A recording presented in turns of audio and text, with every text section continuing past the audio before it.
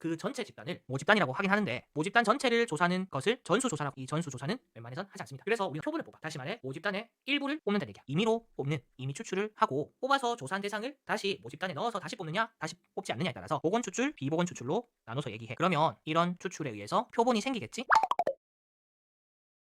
표본 평균의 확률 분포. 이제 통계에서 가장 엑기스라고 볼 수 있는 통계적 추정의 시작이야. 지금부터는 용어가 굉장히 헷갈리고 많이 나오거든. 그래서 어떻게 보면 문제를 읽을 때 우리나라 말로 적혀 있지만 마치 낯선 언어로 된 글을 읽는 느낌과 비슷하게 생각될 거야. 그래서 초반에 용어에 대해서 정확하게 잡아놓고 시작해야 돼. 여기서 나오는 용어들만 간단하게 얘기해도 10개가 훨씬 넘어. 모집단, 모평균, 모표준 편차, 표본 추출, 임의 추출, 보건 추출, 비보건 추출, 표본 평균의 평균, 표본 분산, 쌤도 말이 꼬인다. 그치? 너무 많아. 그러니까 외국어 공부한다 생각을 하고 단어부터 먼저 정확하게 의미를 잡아놓고 시작하길 바래. 되겠지? 자, 일단 상황부터 얘기를 해볼게. 우리가 일일이 다 키를 재서 얘기한 적이 없는데도 고등학교 2학년의 남학생의 키 평균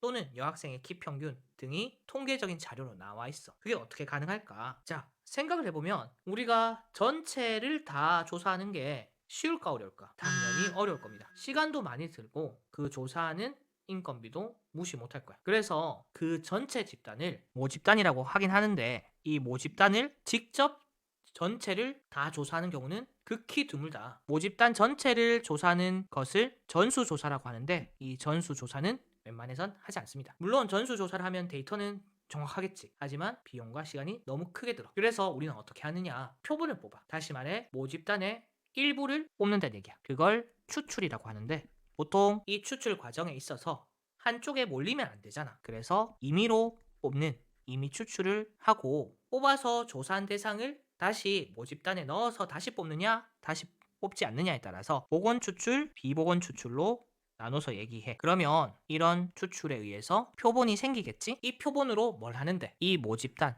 여기 모가 엄마 모자거든? 어미모 원래 전체 집단 그 집단의 평균 그걸 모평균이라 한단 말이야. 이 모평균에 대해서 추측하거나 모표준 편차 모집단의 표준 편차를 모표준 편차라고 그래. 이거를 추측하는데 표본을 사용해. 그러면 생각을 해봐. 표본을 많이 뽑으면 많이 뽑을수록 모집단이랑 비슷해지겠지. 당연히 적게 뽑으면 적게 뽑을수록 모집단과는 유사도가 떨어질 거야. 다시 말해 표본에 있어서는 크기라는 것이 중요한 요소인데 몇 개의 표본을 뽑느냐 그걸 표본의 크기라고 합니다. 지금 이 표본의 크기를 n이라고 했다는 건 무슨 뜻이야? 여기 추출한 표본에 자료가 n개 있다는 거거든. 다시 말해 여기에 별량들이 있는데 몇 개다? n개다 이 얘기야. 그래서 여기 조사한 n개의 자료로 평균과 표준 편차를 조사하는 게 어떻게 보면 통계에서의 가장 중요한 주제야. 그런데 지금 표본을 통해 모집단을 추측하는 것은 힘들거든. 먼저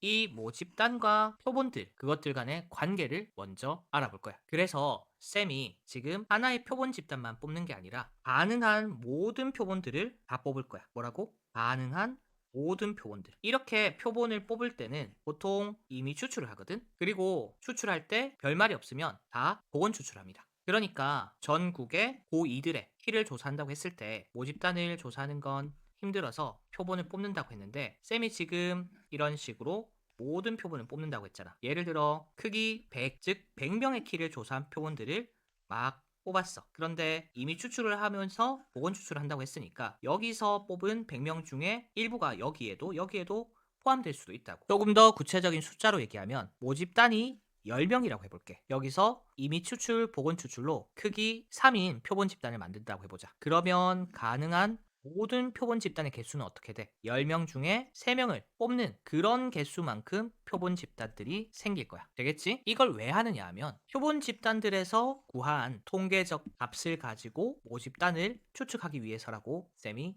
초반에 얘기를 했어. 자, 그래서 표본 집단에서부터 필요한 통계적 값들에 대해서 얘기해 볼게. 일단 표본 평균이란 것부터 얘기할 거야. 이 표본 평균이란 것은 이렇게 추출한 표본 안에 별량들에 대한 평균이거든. 자, 잘 기억해야 돼. 이 하나의 집단에 대한 평균이야. 그래서 이 표본 평균은 당연히 각각의 별량들을 싹 다 더해서 그 개수로 나누면 되겠지. 그런데 여기 표본 1이라고 했으니까 여기도 1이라고 적을게. 그러면 여기도 어때? 표본 평균이 있겠지? x바 2라고 하고 여기에 있는 별량들을 평균 낸 거야. 그러면 당연히 여기도 표본 평균 x바 3가 있고 여기도 x바 4가 있습니다. 그래서 각각의 표본에 대해서 각각의 표본 평균이 싹 다 있는 거야. 만약에 키가 작은 애들만 모였어. 그러면 여기에 표본 평균은 작게 나오겠지? 키가 큰 애들만 모였어. 그러면 크게 나올 테고 골고루 모였다면 적당한 평균이 나올 테고 지금 쌤 얘기 잘 상상하고 있어야 돼.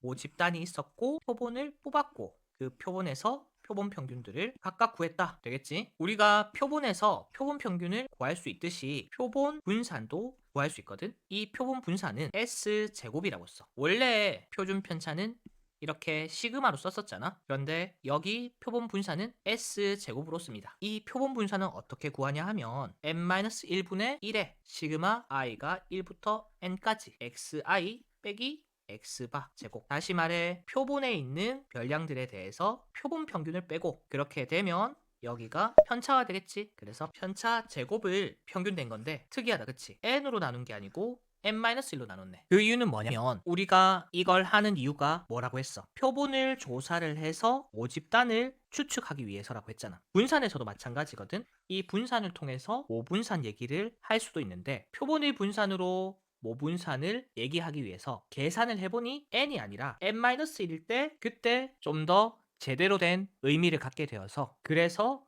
n-1로 나눈다. 그런데 고등학교 수학 과정에서는 모분산을 추측하는 그런 내용은 다루지 않거든. 그래서 n-1로 나누구나. 그 이유는 표본 분산을 모분산에 가깝게 만들기 위해서다 정도로 납득하고 넘어가면 괜찮습니다. 그리고 지금 얘기한 것은 그렇게 강조되는 내용은 아니야. 통계학과를 가거나 통계가 실제로 중요해지는 그런 친구들은 깊게 공부해보면 됩니다. 여하튼 간에 표본 분산도 어때? 각각의 표본마다 다 존재하겠지. 여기서도 표본 분산이 있고 여기서도 표본 분산이 있고 여기서도 표본 분산이 있습니다. 그러니까 표본 평균과 표본 분산은 당연히 표본을 추출할 때마다 다를 수 있어. 물론 같을 수도 있어. 그러니까 쌤이 강조하고 싶은 말은 표본을 뽑았을 때 하나로 고정되는 값이 아니라 표본을 뽑을 때마다 달라지는 값들이란 거야. 누가? 표본 평균과 표본 분산이.